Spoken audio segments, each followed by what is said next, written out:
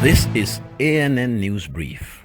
A Cameroon Separatist fighter has caused outrage after chasing away several traditional rulers from the English-speaking Liberian districts and then enthroned himself as king. In a bid to capture the fighter, battles ensued and more than 11 suspected fighters are reported dead. A police officer has been beheaded. He's been heavily guarded by his fighters and is accompanied by several women he says are his wives.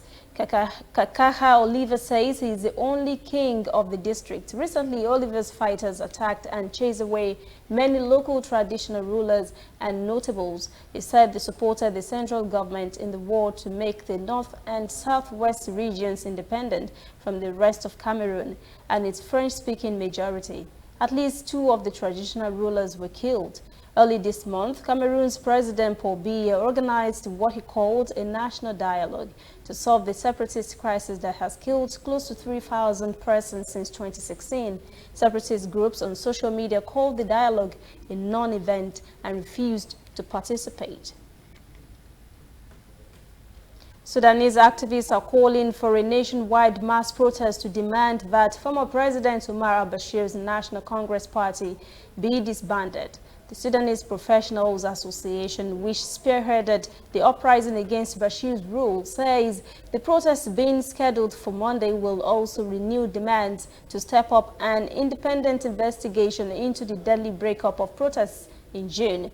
The SPA has called for the appointment of regional governors and the makeup of the legislative body, which was part of an August power-sharing agreement between the pro-democracy protesters and the country's powerful military.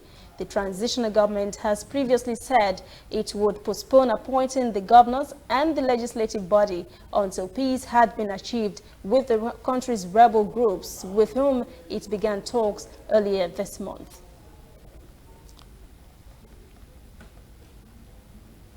We'll be right back. Whether in your house, at your office, on your phone or online, we are there. We have the facts behind the headlines. We cut to the chase with the news you really need. We cover every angle. We are the bigger, better news network. We are African News Network. ANN. Watch ANN News on MITV from a truly African spirit.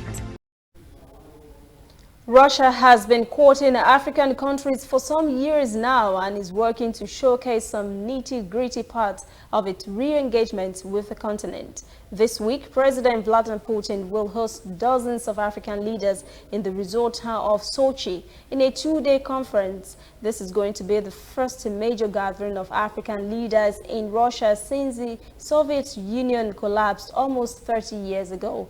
Russia will also try to convince participating leaders that the country is no longer a toothless world power. It would list strategies to reverse its retreat from the continent after the fall of the Soviet Union. Putin's spokesman, Dmitry Peskov, told journalists last week that Russia has good offers in store for Africa in terms of mutually beneficial cooperation. Russia's foreign ministry says there has been a 350% increase in trade with African countries over the past decade.